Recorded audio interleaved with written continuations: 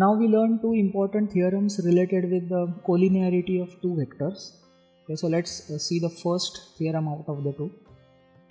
It says that if two vectors a bar and b bar are collinear, then there exist scalars m and n, not both 0, such that m a bar plus n b bar is equal to 0 bar, and the converse of the above is also true.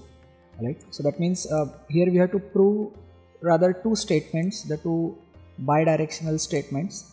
Now let's take up the first one, that is, suppose we assume that the two vectors a bar and b bar are collinear, and we prove that there exists scalars m and n where the linear combination is a null vector, right? And we have already seen what's the meaning of linear combination. So this is the linear combination. So starting with collinearity, we have to prove that the linear combination is 0. Okay? Now since a bar and b bar are collinear,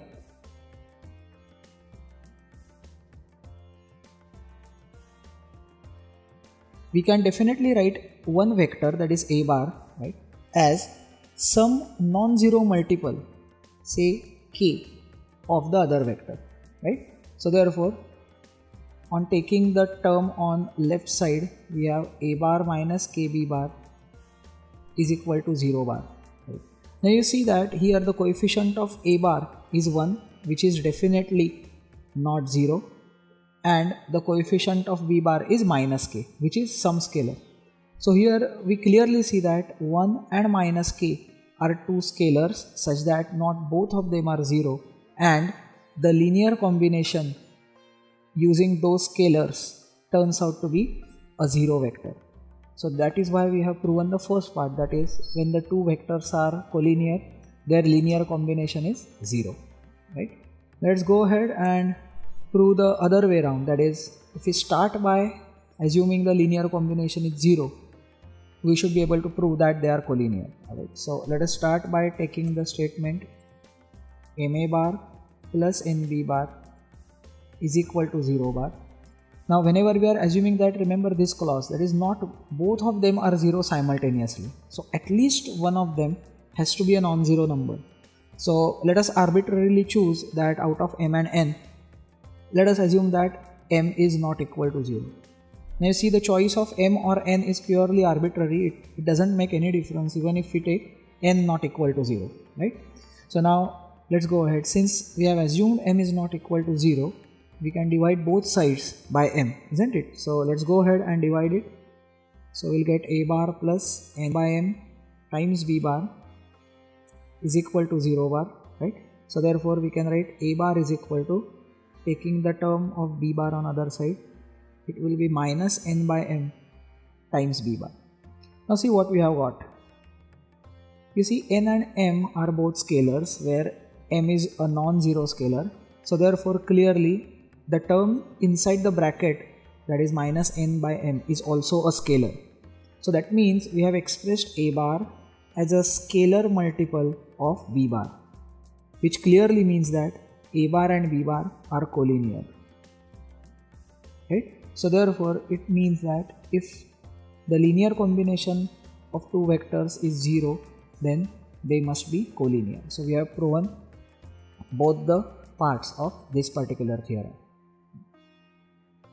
Now let's go ahead and see another very much related theorem. Now it says that if two vectors a bar and b bar are not collinear, then any vector r bar in their plane can be uniquely expressed as r bar is equal to m a bar plus n b bar, where m and n are some scalars. Right? So here I have underlined two important words, that is, in this theorem we are talking about a bar and b bar which are not collinear, and in that case any vector r bar in their plane can be uniquely expressed as a linear combination of a bar and b bar. Alright, so here that uniqueness is also a very important thing, and we'll have to prove that. Okay, so let's start off with, first of all, the original statement, that is, if a bar and b bar are not collinear, that means definitely they are making some angle, isn't it? Let us assume that something like this.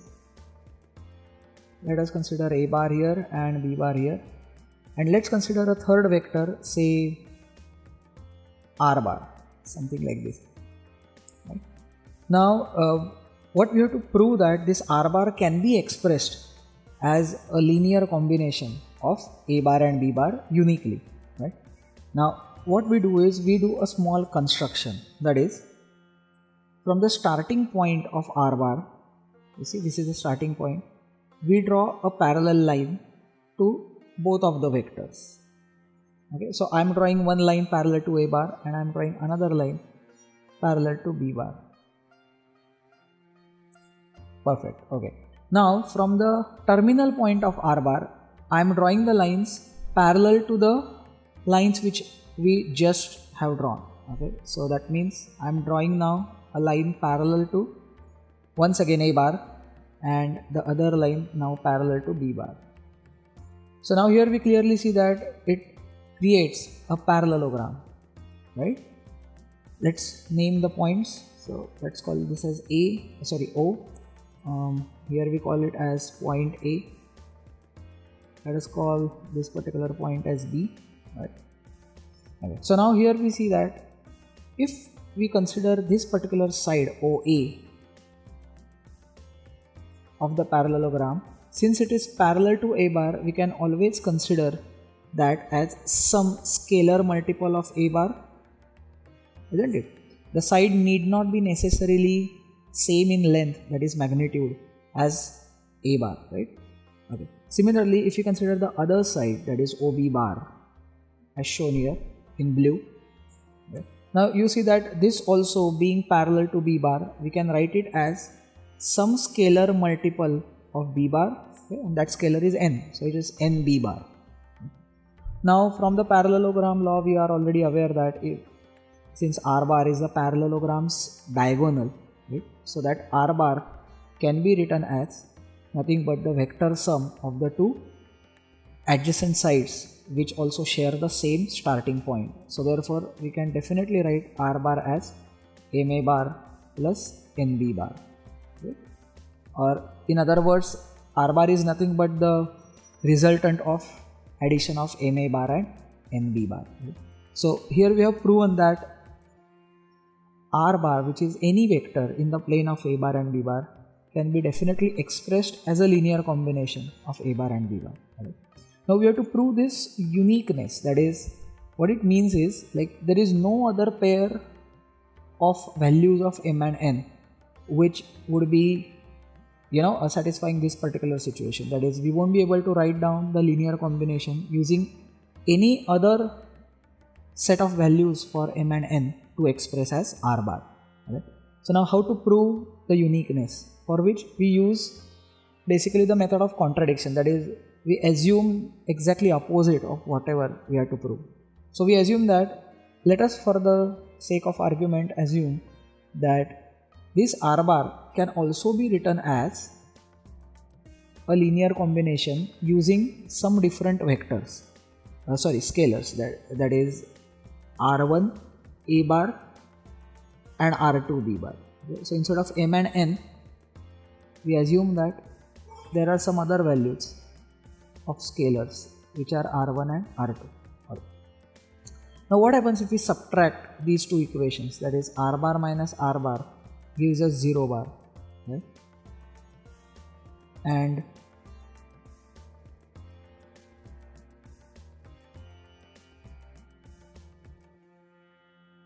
you get m minus r1 a bar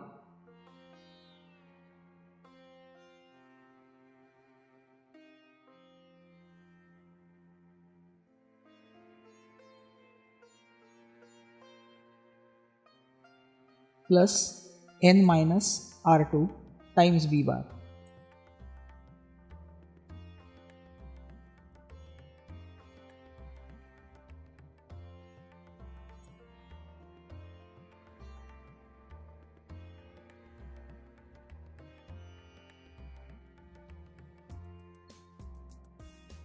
Now if you observe, we are given that a bar and b bar are not collinear. Okay?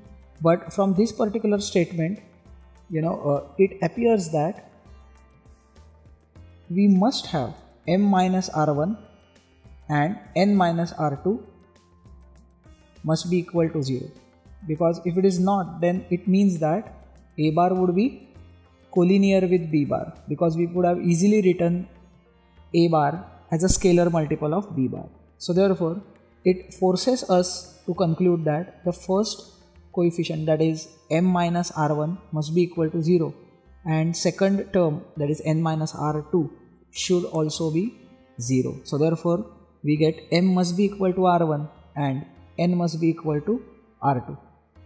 So therefore it means that r1 and r2 are really not two different values, but they are one and the same as m and n respectively. Correct? So therefore this is what proves the uniqueness as mentioned in the theorem.